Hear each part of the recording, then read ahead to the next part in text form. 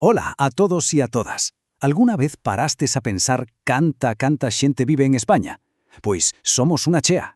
E hoxe seguimos descubrir exactamente cantos somos, como nos podemos organizar para entender o mellor e, o máis curioso, como ese número non para de cambiar. Preparados? Imos alá! Mirade, imaxinemos por un momento que España é un equipo, pero un equipo xigantesco, o máis grande que poidades imaxinar. A pregunta é, cantos xogadores e xogadoras credes que ten este super equipo? A ver, pensade nun número.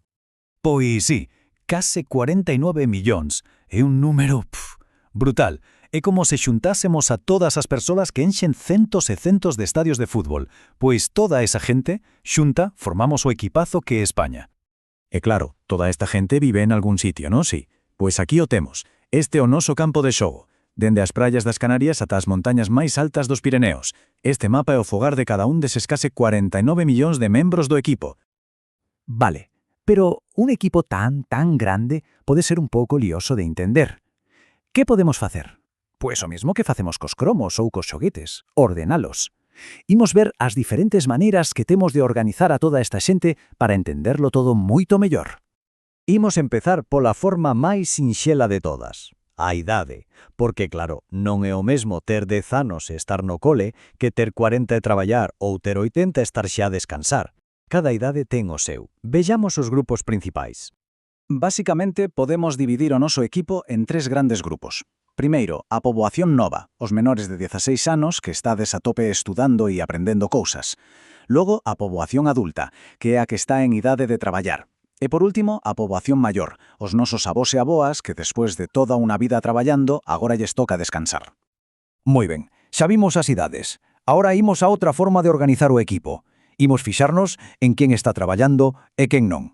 Isto é superimportante para que todo no país funcione como debe. Aquí a cousa divídese en dous. Por un lado, a poboación activa, que son as persoas que traballan ou que están buscando un traballo. E polo outro, a poboación inactiva. Pero, ollo, que se chame inactiva non é nada malo, para nada. Aí estades os estudiantes, que tedes o traballo importantísimo de aprender, e tamén as persoas xubiladas, que xa traballaron arreo durante moitos anos. E imos coa nosa última clasificación, porque claro, non todos vivimos no mesmo tipo de sitio. Algúns gustanlles máis as cidades grandes, con moito movimento, e a outros os povos tranquilos. Vexamos como nos repartimos. Pois distinguimos entre a poboación urbana, que é a que vive nas cidades, e a poboación rural, que vive nos povos ou no campo.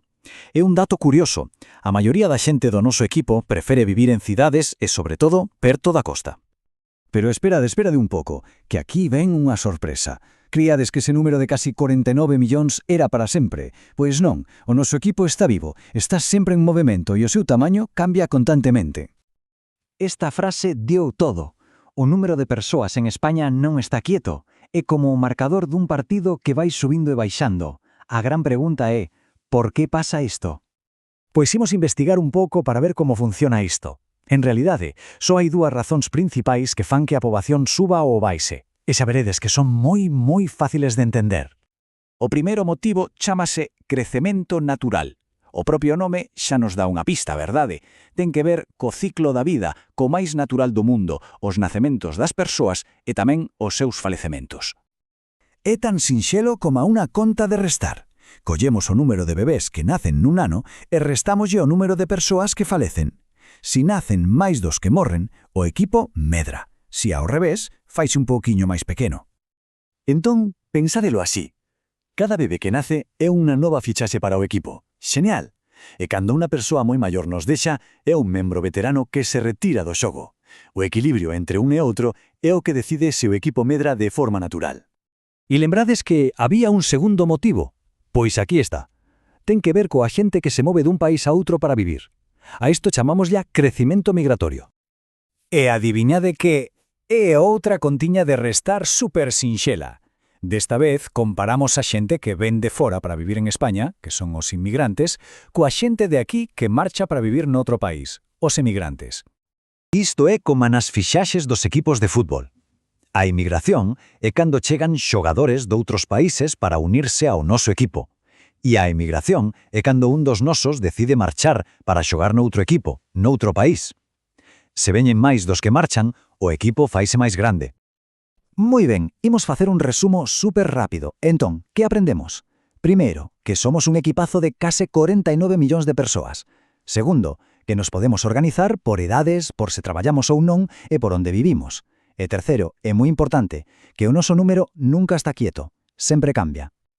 E agora, para rematar, deixo-vos unha pregunta para que lle dedes unhas voltas na casa.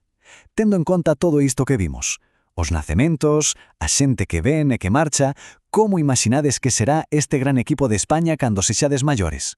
Seremos máis? Seremos menos? Iso xa non lo dirá o futuro. Moitas grazas por acompañarnos.